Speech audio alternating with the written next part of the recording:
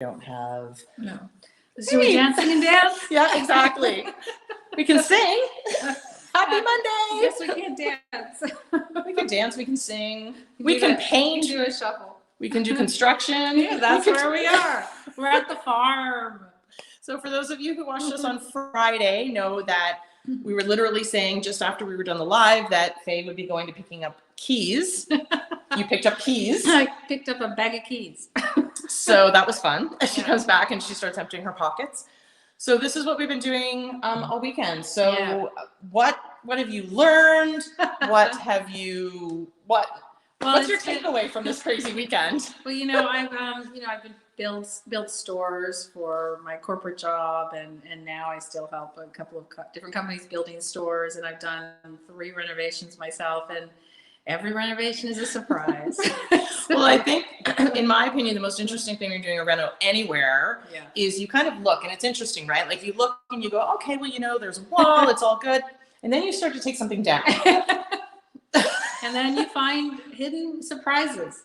That's a good word. Hidden surprises. Yeah, like pipes that go nowhere, or well, really big, like, because I understand, obviously you want to cover pipes or wires or water lines and stuff like that, and typically like people try to minimize it, right? Like they do like a little cover, so it's like minimalistic against the wall.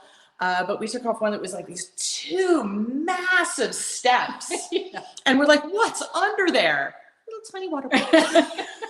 Yeah. That was funny. So it's been interesting. And I think that for a number of reasons. One is obviously it's a lot of work.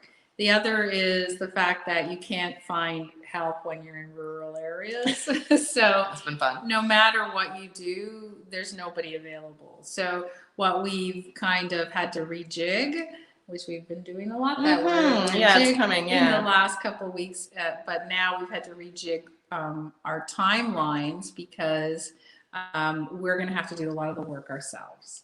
But it's interesting. So you have had, and this is a lesson as well in regards to when you're doing something, is to get multiple quotes. Right. So you've gotten multiple quotes, and I think what's really interesting is they're all over the map. Yeah, there's like, $10,000-$20,000 difference in like paint quotes. It's like crazy. And then the other issue with that is they give you a quote and they say, oh, but we're not available for like a month. So good that they're busy. But yeah, I think the biggest lesson there was there isn't an industry standard. None. You would think in some of the trades and stuff like that there would be an industry standard, and maybe the quotes would fluctuate based on maybe the amount of manpower that they would think, or the amount of paint that they would actually need to use, methods. Like there's difference, I get that, but the vast amount, like again, thousands and thousands of dollars difference was very surprising. And I think that's, it's an interesting piece to keep in mind when you're thinking of your own business. I'm a very big believer, as Stacy is, on being transparent with your pricing and transparent in what you offer. I don't like those little hidden things because I always feel like, somebody's going to get a different offer than me. I don't like that. If I don't see pricing on a website or somewhere, I don't use that person. And it's kind of how I feel like with painters, because it's sort of like all over the map, and I feel like I can't trust anyone. Well, and you don't know if the guy down the street received like a much better offer because, maybe they're friends or, maybe they just got a good deal. Yeah. So that's a little bit of a challenge as well. Yeah. So it's a good lesson for you personally to make sure that you're transparent with your pricing and that you're not giving, certain people certain deals. And if somebody asks for a discount, you give them a discount, but you don't give somebody else. I don't like that. It's not cool. Well, I don't know how you keep track of it. Like, it's like, what are you going to do? Go back and say, so what did I quote you? Exactly. Because, maybe you just go back or they say yes. And you're like, well, did I give them the discount? Did I say something different?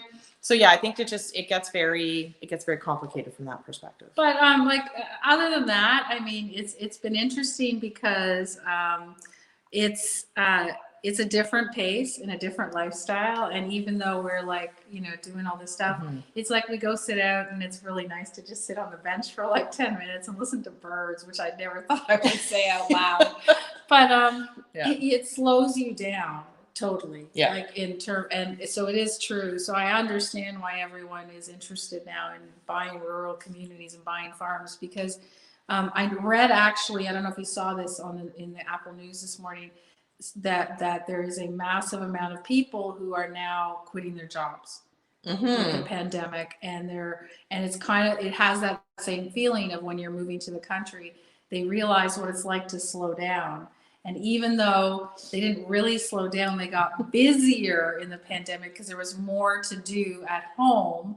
What they also realized was, why am I like in this rat race when I can like look after things a little differently? So it's fascinating to see that correlation, and it's interesting to see what will happen down the road. For us, the pandemic wasn't the reason to buy this place. No, because you guys were looking way before. For a long time. For years. For a long time. So, and what we found is, what's interesting too, is how much the younger ones, like the teenagers, love it, which we never knew, right? We didn't know it could go either way. Well, it's interesting because it's the polar opposite of their world. Like their world right now is 100% online, right? Yeah. They play video games online. Their school is online. Their communication is online. Like I remember my 17-year-old going through a very long period of time where he didn't physically see his friends. He literally, because he saw them online all the time. But coming up here, it's interesting. It's like a complete 180. Yeah. That all of a sudden they're like, no, I don't want to play the video game. I can play outside. Yeah, like we went for a hike and walked up the ridge, and they found, and they're FaceTiming us going, we found another cool area. So the fact that they're going and discovering, I think it's something to be said for that. Like I remember growing up, and I loved going to my grandmother's house in the country, and we would run through the fields. Now we didn't have internet then, so I didn't have that. Yeah. And I remember sitting in my dad's car listening to the radio sometimes because she didn't have a radio. But that's okay.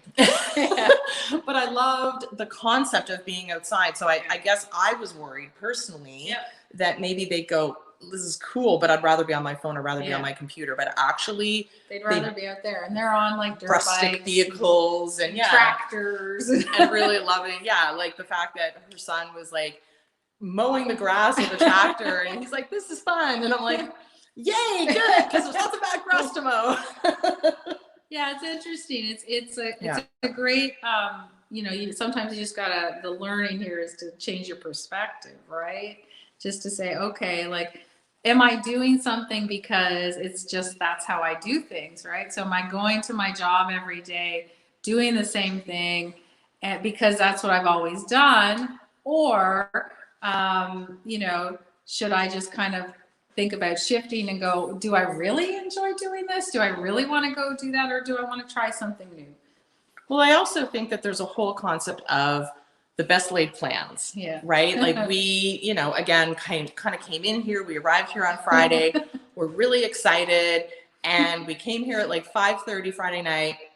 And I'm even going into the story of what we faced when we arrived here.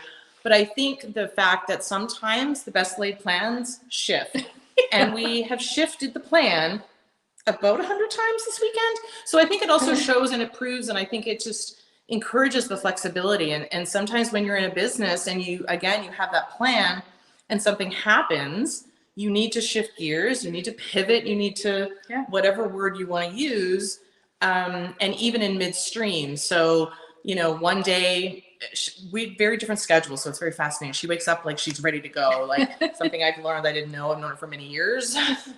I like to ease into the morning. Talk to me after my coffee, we're good. So there's about an hour of time that she's functional and I'm not. So she goes ahead and she's coming here. And when I arrive, it's like, no, we've changed this, we've changed that. I looked at this differently. And it's like, but I was just here. It was fine.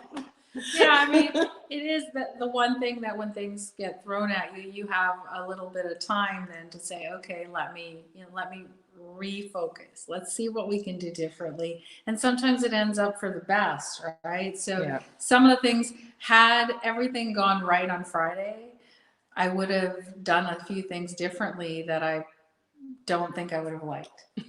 But the one thing I will give her an incredible amount of kudos right now. I think there's two people in the world. She's one, I'm the other. Yeah. So there is a person like her, and I wish I had just this much of her brain to be able to see the vision. There are people in her, so she can walk into a space like this. I mean, I literally just walked around this morning. There's no place that is not under construction in this place.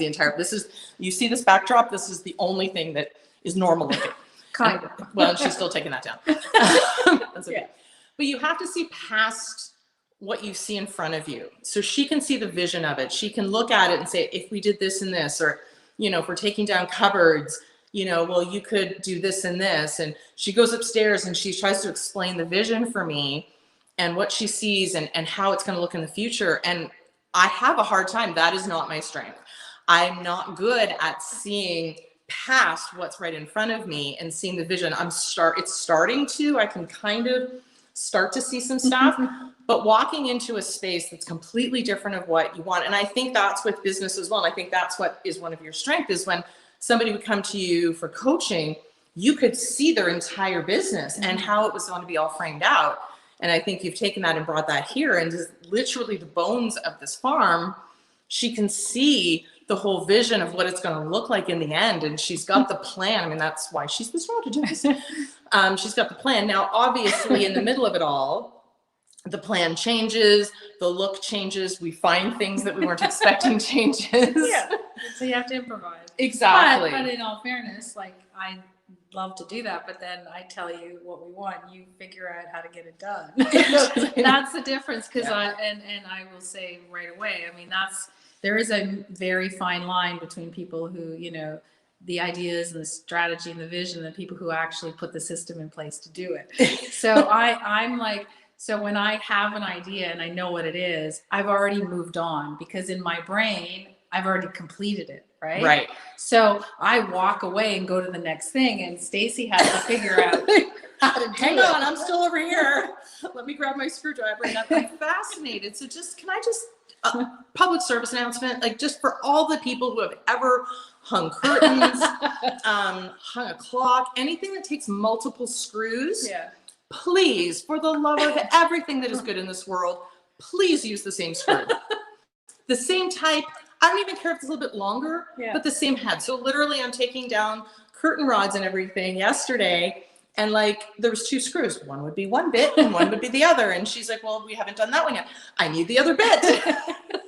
Pick a screw, people. Yeah. Just like, and my word for the day was jangy. Oh, so yes, I heard that a lot. Every time I don't know why. Every time I see something that I don't like or is weird, I just say, that's really jangy. Well, I said it must have been about 100,000 times. Yeah, I heard a lot of shit. Yeah. So, that was the reason why we're taking everything down. Because it was just like, for me, it's a word that means it doesn't fit. Like, there's something not right. It was kind of like the Gen Z guys and their chuggy. Yeah, So exactly. mine's jangy. It's just like started trending. Jangy. Yeah, there's something like weird, and it doesn't my brain doesn't compute why it's there. So like taking down 2 big stairs. I didn't say water pipe. Yeah. No, but there's also, I think the difference is, because I've never been in sort of construction zone, right? I mean, I've done renovations and stuff like that. But I think the challenging piece is when you start something, but you can't finish it because you need the electrician to come in, or you need to confirm this. So I think there's multiple steps, which is why I have huge respect for general contractors and people who, we happen to have a hot contractor, which is really, he won't come on but camera. He won't come on camera, but we'll try. But yeah, so it's like you start all these projects, but then something gets in the way. So you really do have to be focused on the vision. Yeah. And knowing what parts you can tweak and what can you do if you can't move forward on this piece. Well, can you do this piece? And I think that's where you really need to be very organized in knowing who can do what. Like, we're already trying to figure out, okay, well, what parts can we do of this project, right, so that you can keep moving forward? Because Yeah. I think what ends up happening is, again, so the first thing we did is we took down a wall. Well, the wall is still half up because we're waiting for an electrician to come in and to look at different things, I think, or we're waiting for somebody to move the wires, because we can't do that. So that particular project. So I think what ends up happening is you get stuck and you think, okay, well, I can't move forward. Well, in any business or any construction site, there's multiple projects to do. So what can we do? Here's all the list. what can we do to still move forward? And even if you're not moving forward in this part, you're still moving forward in other parts And too, I for think the whole project. that's the difference between, you know, when you're in a construction site and you have kind of a deadline, you have to go, okay, let's shift and move here and do this now. But when you're working on your business, you have a tendency to say, oh, there's a roadblock. Maybe you're waiting for something. You're like, oh, well, I have to wait before I can move forward. You don't have to. You can go work on something else. And I think that's when you relate it to, again, everything goes back to, do you have a timeline and a date? When you have a drop date, when you have a, I must have this done, it's amazing what you can come up with. Or when you have multiple things to do. So again, if when you break down the project into multiple steps, then you have, okay, well, this step I can't move forward on, but this step I can. Right. Or at least I can get started on this and I can get started on that. So at least you're still, again, it's that momentum and it's still moving forward rather than, well, I guess we're stuck. So I guess we'll go have some wine or coffee, depending on the time of day, right? Yeah. Or we sit out on the bench and listen to the birds, or we go for a ride on a nice new scooter. So you got to check our Mastermind City YouTube in a couple of days, and we're going to show you some pictures and videos of what's going on. Maybe it'll inspire you to do something for yourself in the future as well. Exactly. Okay. Have a great Monday. We need to continue with construction today. We have a lot to do. Put on my construction hat. What do you think? Not exactly a construction hat, right? No, but it still looks good. Looks great. There we go. All right. Have a good Monday, guys. See ya.